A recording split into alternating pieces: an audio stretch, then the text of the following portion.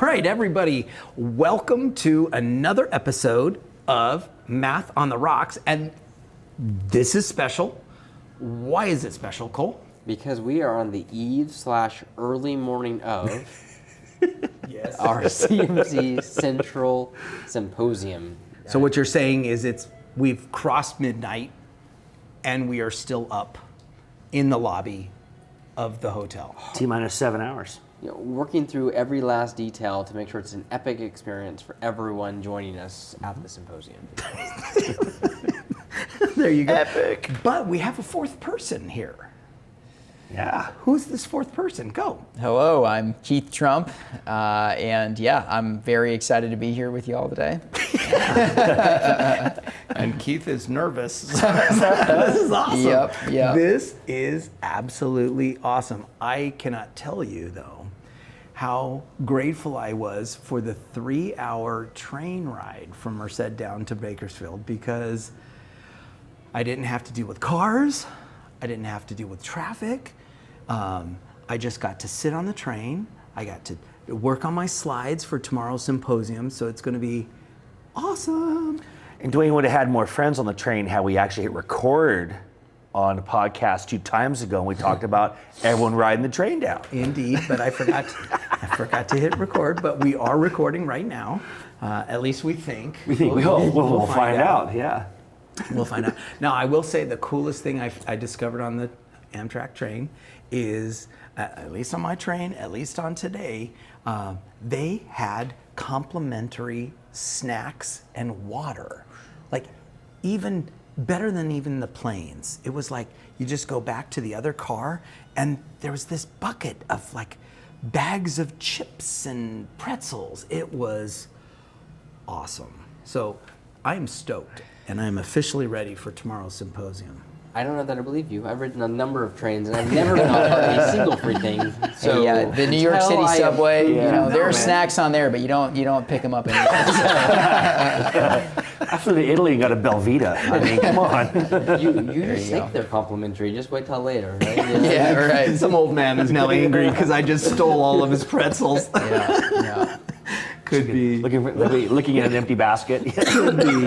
Could be. All right, Cole, as you're coughing, as Scott is coughing. It's contagious. I'm not even going to try and clean that up in post-production here. Why are we here, Cole? So we are here for the CMC Central Symposium. It is our 3rd time we are in Bakersfield, and super excited. We have about 600 people joining us here over the next couple days. So is that 600 attendees plus all the exhibitors? So it is 600 attendees. It's inclusive of some of the exhibitors, but there are a lot so we're over 600 total, but there are some of them are inclusive in So that. we probably have like 650 bodies. Oh, sure. So we've maxed out. We are. So these poor, all 7 people who've been listening to the podcast, right, lately. Hi, Mom. Yeah, exactly.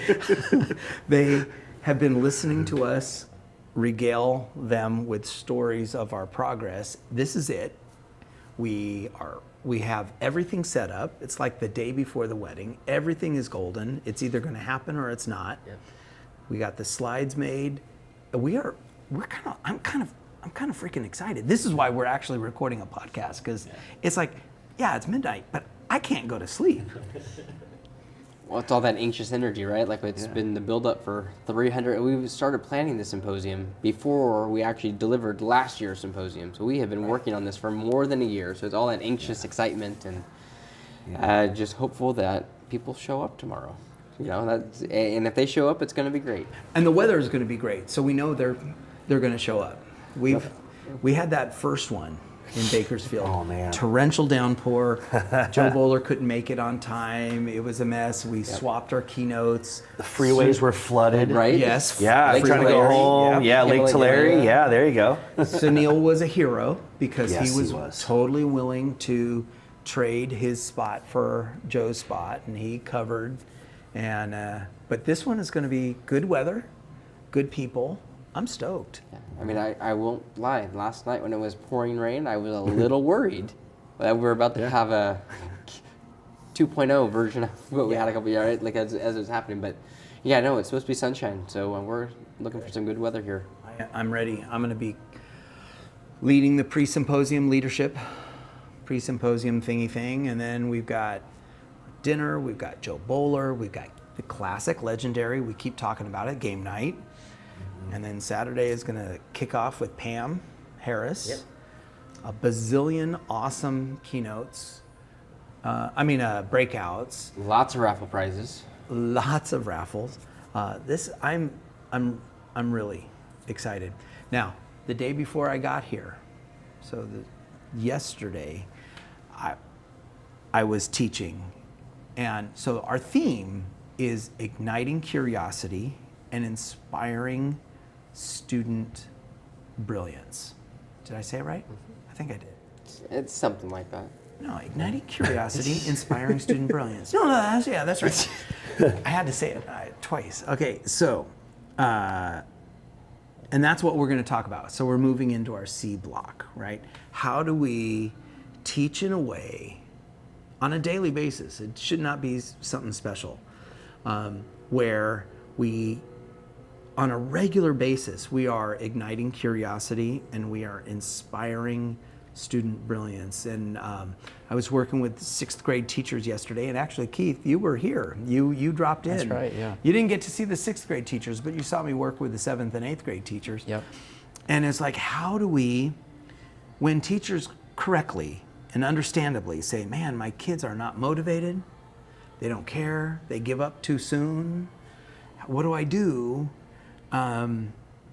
And that's what this symposium is all about. How do we ignite their curiosity? Because if they're not curious, and actually Phil Darrow said this, he said, learning begins with curiosity.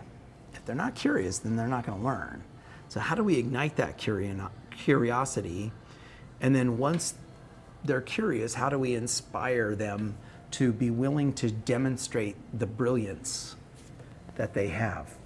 What did you want to talk about? How did you want to lead this conversation, Cole?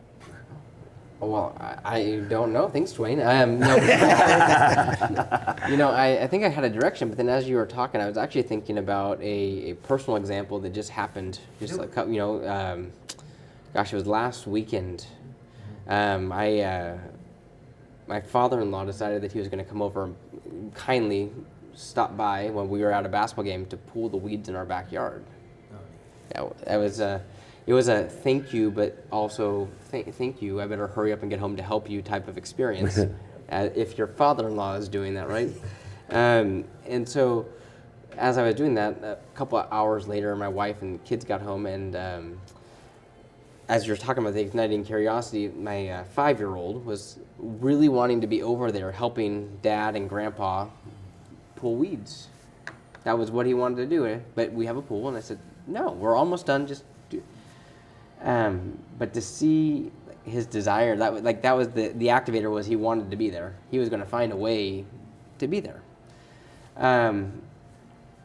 2 minutes later, he had somehow gone and found this, 2-foot tall little wicker table type thing. He had dragged it over, had figured out how to pull the lock on the top of the gate, but was smart enough then, to bring that wicker basket inside the gated area with him so that he would be able to get out. Right? And there was the problem solving that you could see. So what that was a reminder to me of is, one, we need to celebrate that. Is even though I was like, get out of here, we don't want you to get in the pool.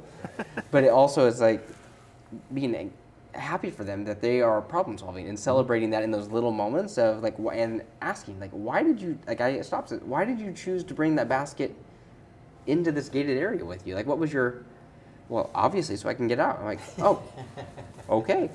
So there is so much joy in things that are happening even at an early age of the problem solving around things that they actually are problems they want to solve or curious to engage in solving. And school math beats that out of them until we get to high school, and then they're disenfranchised and they don't want to, right? So how can we capitalize, especially at early ages, when kids are just so naturally curious, to build on those experiences? I had it framed once in a conversation, somehow, some way, that people refer to it as being an opportunistic learner. When you're presented with something that engages you, you want to chase it forward. And I saw it with my own daughter. She comes to me and goes, Dad, I want to put music on this, my YouTube present, or my slideshow. I was like, great, I don't know how to do that. She goes, what do you mean? I said, I don't know how to do that. Let's look it up. So we looked it up on YouTube, and she just ran with it, and she put music and all sorts of stuff into it because it was something that she wanted to do. Right. Question is though, how do we do that in math? I mean, how do we make that the kid becomes that opportunistic learner that wants to engage at that level, that wants to be that problem solver? That's the daily battle. So was it Dan Meyer that said years ago, like, make math the Tylenol, not the headache? Yeah. Right? Yeah. Like so Math how do you- is the aspirin. Right, there you go. Aspirin. What's yes. the headache? Right. Yeah. So how do we get it to more of that state where kids see math as like the tool and the thing that's exciting and the things that they use to do the problem-solving pieces? Right. And when you provide that context that sparks that curiosity, they're gonna pursue, you know, ways to access that. Like your son was literally physically trying to access that, right? And creating means of access for that. And I think that, you know, yeah, we should facilitate access, but yeah, if the context is engaging enough and ignites that curiosity enough, they're gonna come up with means to access that and to try and be in there, to try and be in the math. Yep. But right, how do you create that? How do you spark that curiosity? Yesterday, I don't know if this is the answer, or an answer maybe, is what this is maybe. So I'm with some sixth grade teachers, a couple of sixth grade teachers, and they're of course saying, you know, their kids are tired. They don't work hard. They quit too soon, and the frustrating part about that is they said that when I come into the classroom as a coach and I'm doing demonstration lessons, they're like, yeah, you got this magic, you know, that you do, and we can't do the magic, and it hit me hard because if good instruction is really dependent upon, you know, Duane having magic and everybody having some sort of magic, then we're screwed. You know, we're in trouble because then teaching mathematics is about some sort of cult of personality rather than some replicable, spreadable, predictable kind of behaviors that the teacher engages in to cause the kids to be curious. So I felt challenged, humbled that they appreciated some sort of magic that I had, but then I had to think about, all right, I'm not magic, so what am I doing so that I can think about it, write it down as a recipe so that that recipe can then be given to each of these teachers so that they can now start doing this recipe. Pulled it straight out of chapter 2. Assets-based instruction, active engagement through investigation and connections, and then cultural and personal relevance. And we essentially were doing one of Fawn Wynn's kind of like visual patterns, and we had a shape. There was 3 squares and a single additional square for figure 1. And then figure 2 was 3 squares with 2 additional squares as figure 2. And it was always 3 squares kind of as a head, and then as the tail, it was the number of squares of the figure number. Pretty simple because it's 6th grade. It's got to be a one-step expression that we're creating here. This one happened to be x plus 3. But we just did the classic thing of setting up the scene. Here is the story, here's the sequence. How many tiles do you see? How do you see them? Great. Now that we know this, can we all agree on what the 4th figure would look like? Great. Now that we've agreed on what that 4th figure would look like, tell me how many tiles would be in the 12th one, right? So there's assets, which is just go, figure out how many. Active engagement, the kids are working together. They were literally building them with algebra tiles or drawing pictures. Because they were given choice in terms of how they attack it, that's cultural and personal relevance. They all saw themselves as valued mathematicians.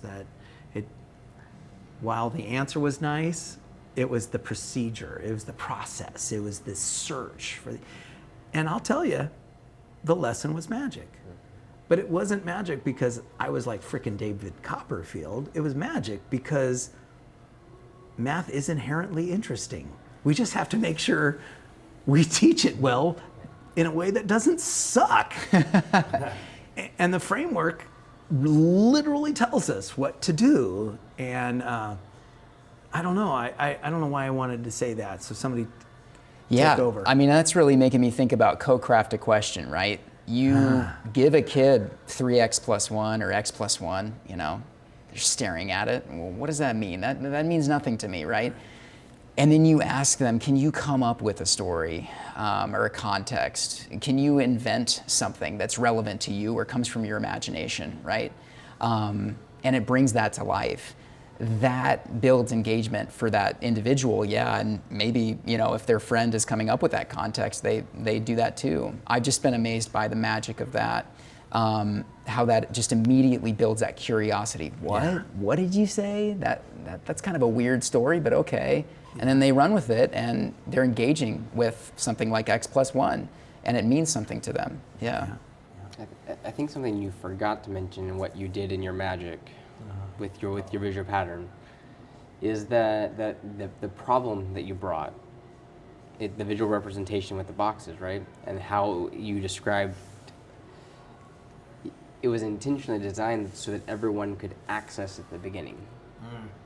Right? So we've set the floor low enough so that everyone can engage, as opposed to starting with something so abstract that if I don't understand the formula or the nomenclature or whatever is there, like then I immediately disengage.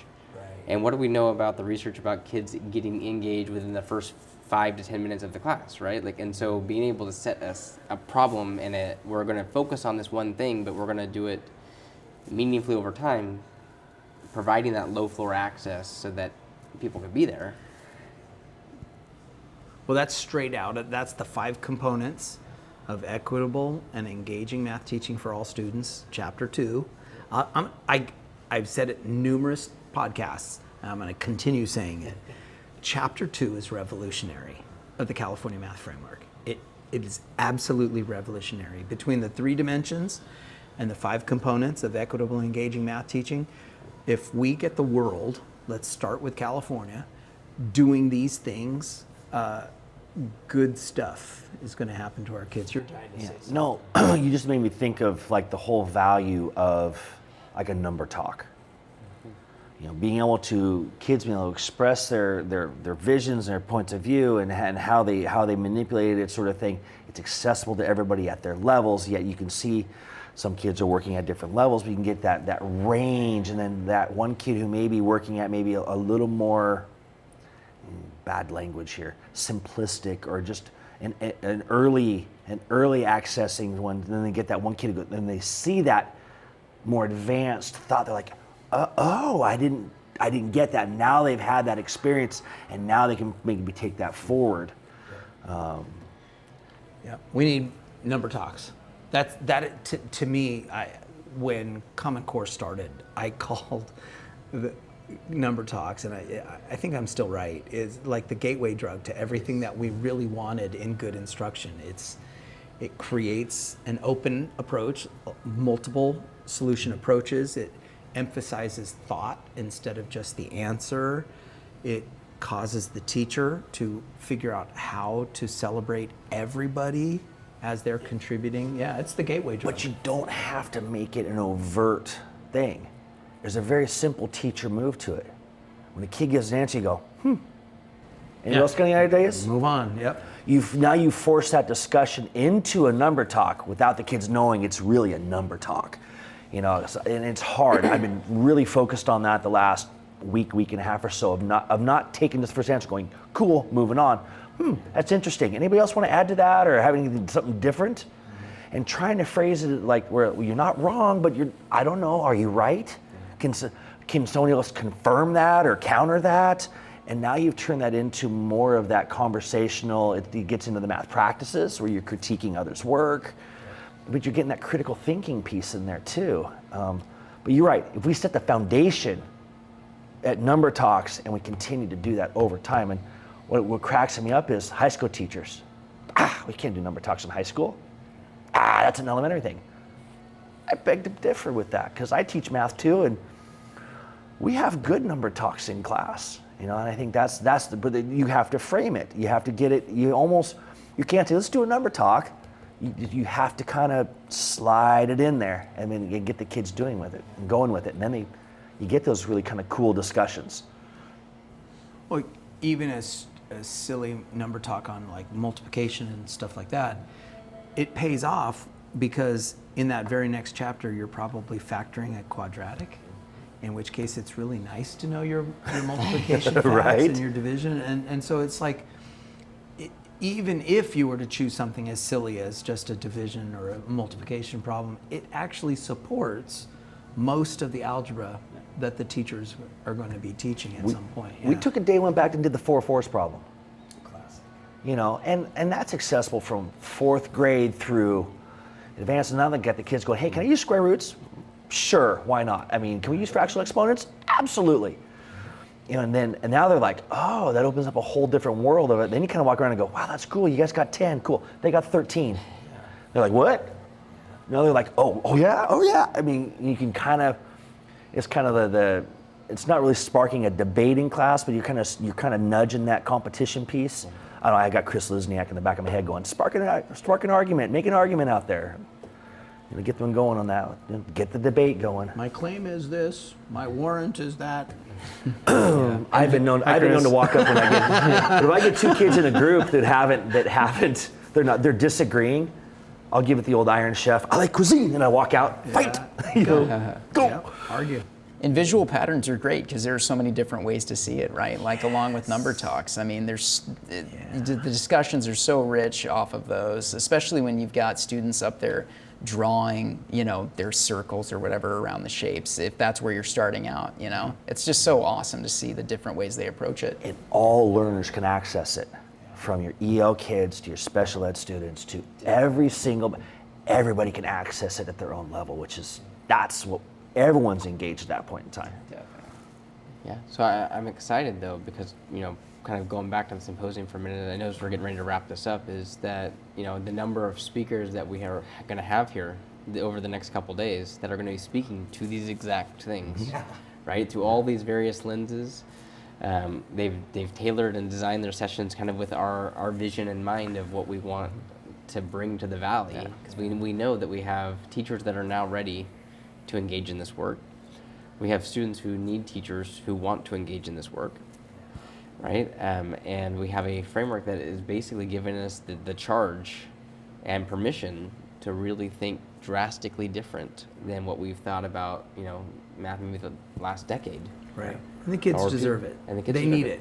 They're desperate for it. They want that magic, but you don't need some sort of cult of personality. It's a replicable formula that teachers can follow. You can leave the hat and wand at home, right? Like it's just Yeah. So. We got 600 people coming in over the next 36 to 40 hours that want to be here on a weekend. That says a lot about those 600 people. Get out, get that professional development. But people are listening to this, all 6 or 7 of them.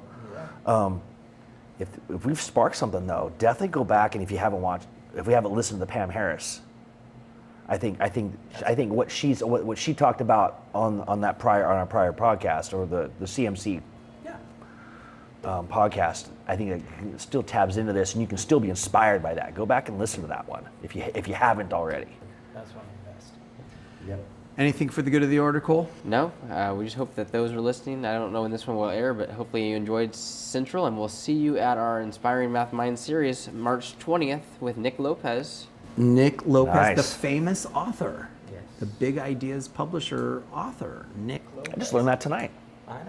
Anything for the good of the order? No, I'm just excited. If you see us out and about, come shout at us.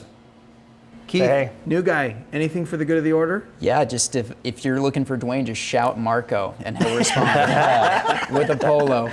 Pretty much it. Guys, this was fun. Thank you. Yeah, this worked out well. All right, you all have a good night. All right, awesome.